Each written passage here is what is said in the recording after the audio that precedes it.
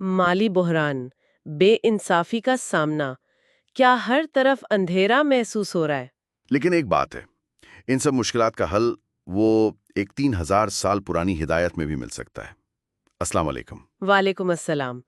آج ہم سورہ یوسف کی جو حکمت ہے اس پر تھوڑی گہری بات کر رہے ہیں۔ جی ہاں، یہ صرف ایک کہانی نہیں ہے، یہ اللہ سبحانہ تعالیٰ کی طرف سے آپ سمجھ لیں ایک ماسٹر کلاس ہے کہ زندگی کے سخت ترین امتحانوں سے کیسے گزرنا ہے۔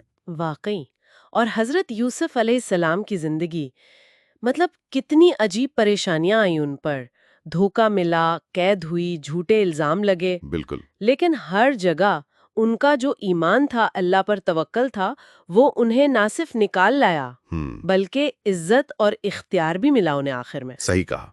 تو آج ہمارا مقصد یہ ہے کہ اس سورہ سے 5 بنیادی اصول نکالیں، اور یہ صرف آپ کہیں روحانی باتیں نہیں ہیں۔ نہیں، بالکل نہیں، یہ تو بالکل پریکٹیکل سٹریٹجیز ہیں، مالی استحکام کے لیے، سماجی دباؤ سے نپٹنے کے لیے۔ اور جب بالکل مایوسی ہو تو اللہ کی طرف سے امید کیسے ڈھونڈنی ہے، یہ اصول بتاتے ہیں کہ ہماری جو مشکل ہے وہ اللہ کے ایک بڑے پلان کا حصہ ہو سکتی ہے۔ اور اس سے کمیونٹی میں اعتماد بھی بڑھتا ہے۔ تو شروع کریں، پہلا اصول۔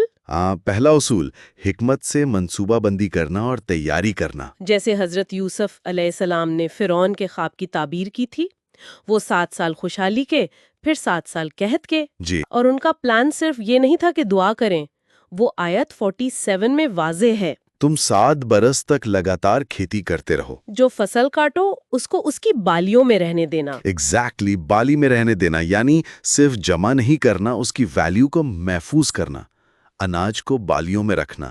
شاید اس وقت نقدی کی قدر گر جاتی۔ بہت اہم نقطہ ہے یہ۔ آج کے لیے اس کا کیا مطلب ہوا؟ حلال بجٹنگ۔ ہاں، آمدنی، اخراجات، سب کا حساب۔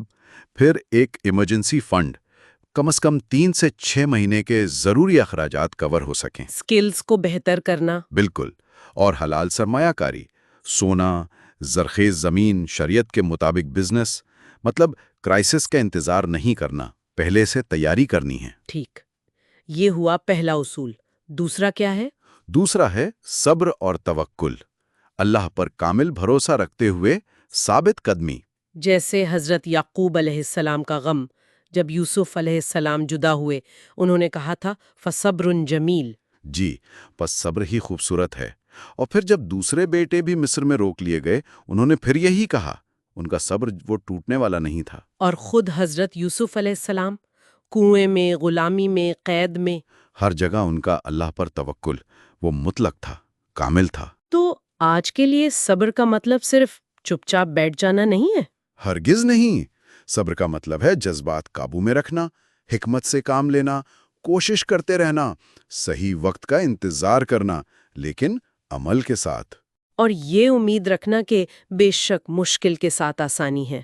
بالکل، یہ سمجھنا کہ آزمائش اللہ کی طرف سے امتحان ہے۔ اچھا، تو صبر کے ساتھ تیسرا اصول کیا جڑا ہوا ہے؟ کیونکہ مشکل میں ہی تو اصل کردار پتہ چلتا ہے۔ صحیح کہا، تیسرا اصول ہے دیانتداری اور احسان، ہر حال میں سچائی اور نیکی پر رہنا، اور ہر کام کو بہترین طریقے سے کرنا۔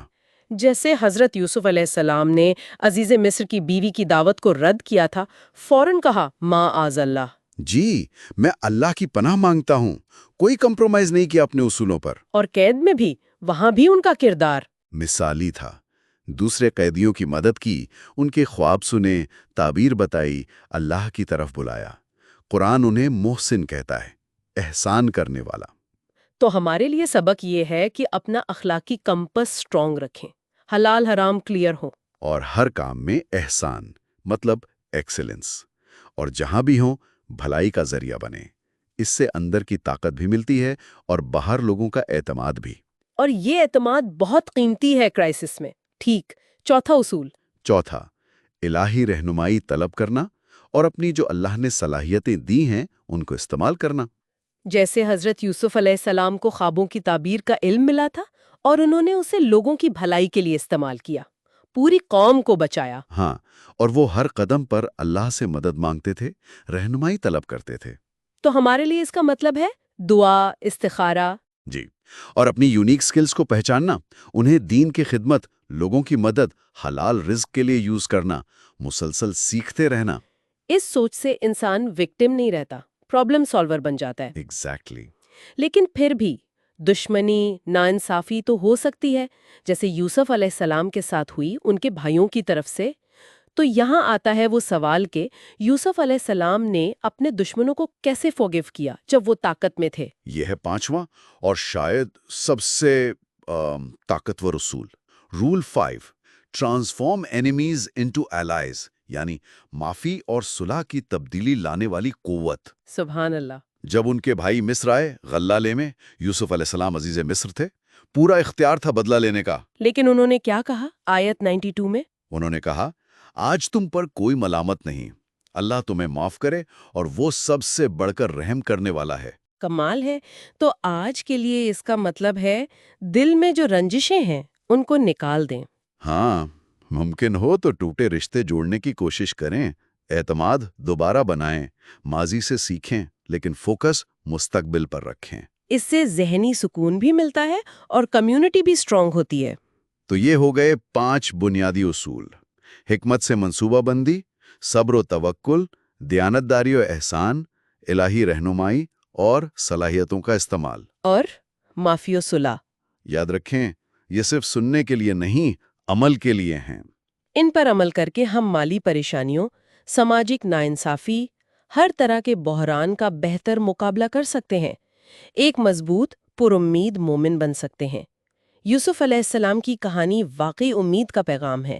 اور ایک آخری بات سوچنے کے لیے، ان 5 میں سے صرف ایک اصول کو اگر مستقل مزاجی سے اپنی زندگی میں شامل کر لیا جائے تو یہ کسی بھی موجودہ چیلنج سے نپٹنے کے آپ کے طریقے کو کیسے بدل سکتا ہے؟